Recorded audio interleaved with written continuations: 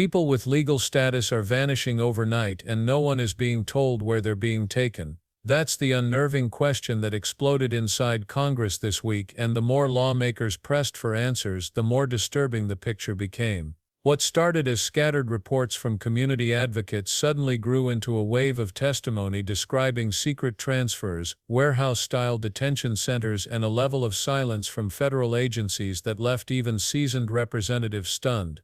It wasn't supposed to escalate like this. But the moment one member described her own communities watching neighbors disappear within 24 hours, the room shifted. Thank you, Representative Ansari. I'd now like to recognize Representative McClain Delaney from Maryland for 4 minutes. Thank you, Ranking Member Jayapal and Representative Omar, for arranging this hearing. And I think it's really important because we do have the express authority to conduct oversight, and we must continue to do so at this incredible time. I have to say I'm just speechless after the last night and then today hearing all of this, and I just thank to each of you for sharing your perspectives and your experiences against this lawless, cruel, unconstitutional actions, including the murder of Renee Good, a mother. But I have to say that it is a concerted effort, really, to stew chaos and distrust and terror. And it is something that is not only undermining our public safety, but as many said, our very democracy itself. But what did give me unbelievable admiration is the absolute courage and resilience of Minnesota to stepping up to Operation Metro Surge. And just know that transparency and rule of law will triumph over this dark time. I represent Maryland's 6th District, home to Gaithersburg and Germantown, who are some of Maryland's most diverse communities. And my constituents are immigrants. They come from around the world. And in Maryland, we've seen discriminatory enforcement, illegal deportations, including Kilmar Obrego Garcia, and record inhumane detentions. Our systems, also detentions, are not designed to really house such mass incarceration, and ICE is running out of space. Their lethal use of force under the pretext of the Supremacy Clause, which is without legality or merit, is misleading, and I have been pushing back forcefully about it. To meet increased demand, the administration is planning to house up to 80,000 immigrants in warehouses completely unsuitable for habitation. And I was just outside with a group of AAPI community nonprofits who were saying that many people are being picked up, many of them are legal or have legal status, and are being shipped within 24 hours to warehouses in Texas without transparency or with any access to good treatment or legal rights. There is a processing center that's being proposed in Hagerstown, Maryland, in my district, and I know there's one in Woodbury, Minnesota, less than a half an hour from here. I just want to know that there will be accountability for the president and for Secretary Noem. But in the interim, Mr. Mael, ICE visited a site this week in my district for their proposed warehouse detention center. Is there anything that communities can do to leverage their local legal authorities to push back against ICE expansion? And other than the litigation, what can we do as communities to enact new policies to slow down these detention centers and to give some transparency? Thank you, Representative. Thank you for that question and for bringing it to the same perspective. Absolutely. Again, there's many things that community members can do to hold ICE and this government accountable. Here in Minnesota, we are actively litigating issues around 287G agreements, including where local law enforcement will sign a contract with DHS and do some of the work for them, and we are litigating when those things are done in a way that isn't prescribed by local law or state law. And there are community activists, advocates who are getting engaged at the county level with sheriffs and being engaged to make sure, whether it's a processing site, whether it's a detention center, whether it's your local sheriff cooperating with ICE, making sure your voice is heard and it is effective to hold people accountable and to bring these issues to light. So thank you for bringing that up. Thank you for lifting that up, and I yield back. I really appreciate it. Thank you, Representative McClain Delaney. I'd now like to recognize Representative Dave Min from California. Something deeper was happening, and for the first time it felt like people were willing to say it out loud. The tension rose quickly when a representative from Maryland began speaking about the events of the previous night. She said she was speechless, and coming from someone who deals with federal agencies on a daily basis, that wasn't just emotion, it was a warning. She described what she saw as a coordinated effort to inject chaos into immigrant communities, a buildup of fear so intense that it wasn't just harming public safety, it was shaking trust in government itself. Her words carried this strange mix of frustration and admiration because while she was furious about what families were going through, she was equally amazed at the courage she witnessed from Minnesota communities who refused to be intimidated.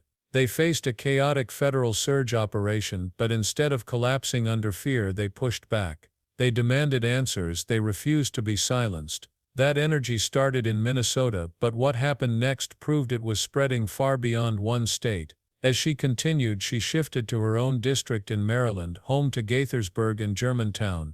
These are communities built by immigrants from every corner of the world, families who came for stability, work, opportunity. Yet suddenly they were living inside a climate of unpredictable enforcement, where long-time residents with paperwork in place were being stopped, questioned, and in some cases removed without clear explanation. Rumors were flying that even those with legal status weren't safe. Advocates said the pattern didn't look random at all, it looked targeted.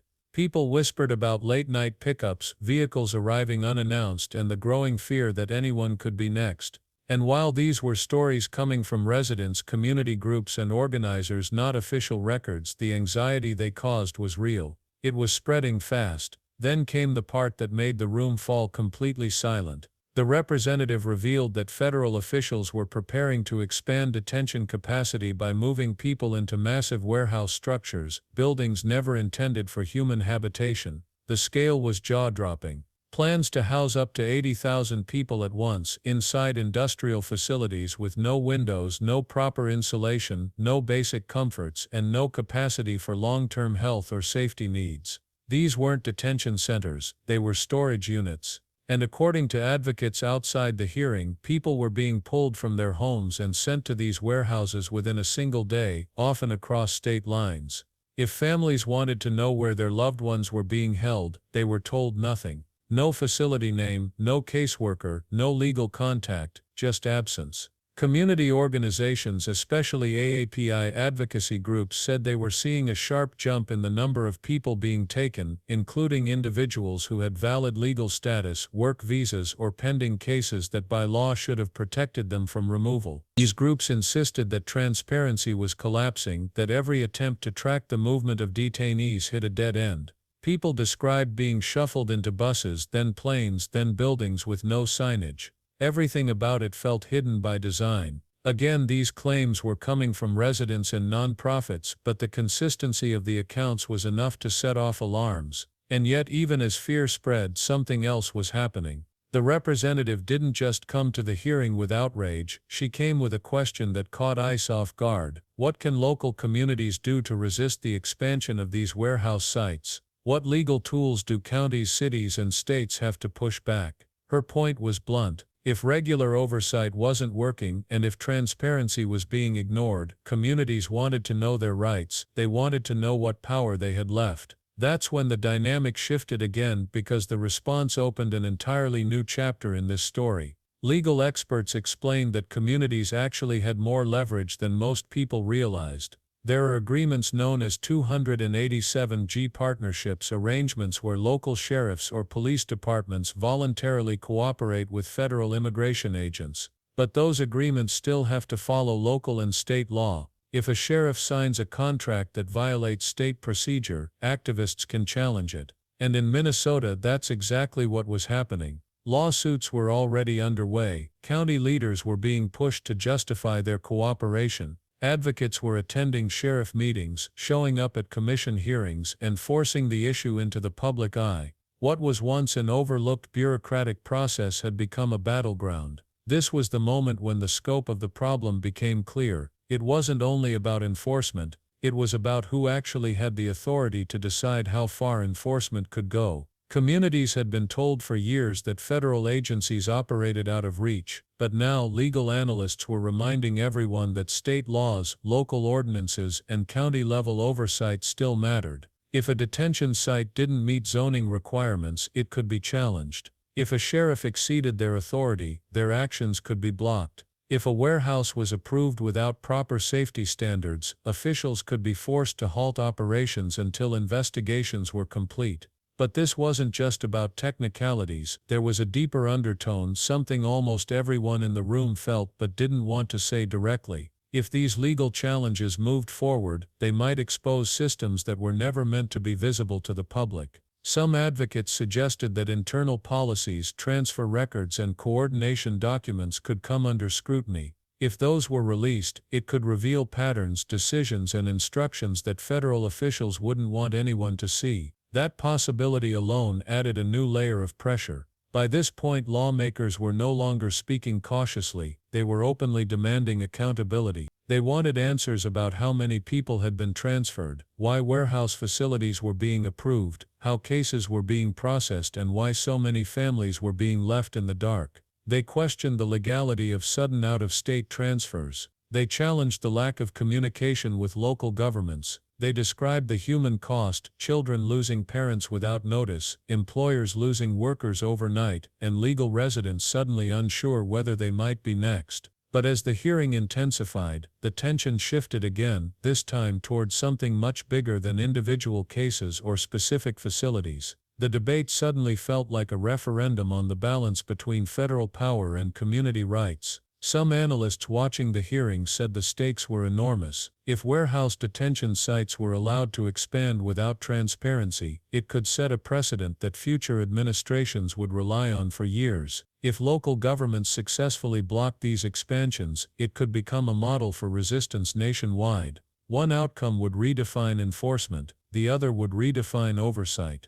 And that uncertainty, combined with everything already happening on the ground, created a sense of urgency that ran through the entire chamber. People whispered about what might come next. More lawsuits, more local councils stepping in, more whistleblowers, more reports from families who hadn't been able to find relatives. Even though many of those claims were still unverified, the emotional weight behind them was impossible to ignore. As the testimony wrapped up, you could feel that the hearing hadn't actually settled anything. If anything, it had triggered more questions than answers. Lawmakers who rarely agreed on anything found themselves united on at least one point: something about this situation felt off. The secrecy, the speed of the transfers, the scale of the warehouse sites, the silence from officials, it all hinted at a system operating in the shadows. And once something moves into the shadows, people start wondering what else is hidden. That's why the final moments of the hearing didn't feel like closure, they felt like the beginning of a much larger fight.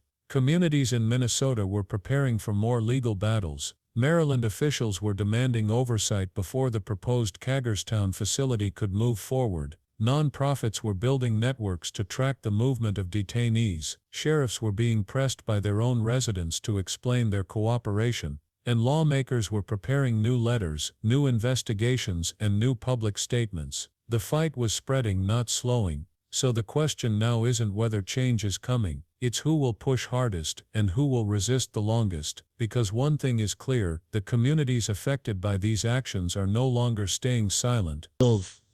They've watched neighbors disappear, they've heard stories that don't make sense, they've seen plans for detention centers that look more like industrial storage than humane facilities, and they've reached a breaking point. Whether through litigation, activism, or political pressure, they're stepping into the conflict with a determination that wasn't there even a few months ago. And that brings us back to where we started. People with legal status disappearing overnight, families desperate for answers, and lawmakers trying to uncover the truth behind a system shrouded in silence. The next steps will determine not only how far enforcement can go but how much power communities truly have when they decide to fight back. And as this story continues to unfold, the most important revelations may still be ahead. If you want deeper breakdowns of hearings like this, more investigations, and ongoing updates on these developments, make sure to subscribe, hit the like button, and turn on notifications so you never miss what comes next. This story is far from over, and what happens next could reshape the national conversation in ways no one expects.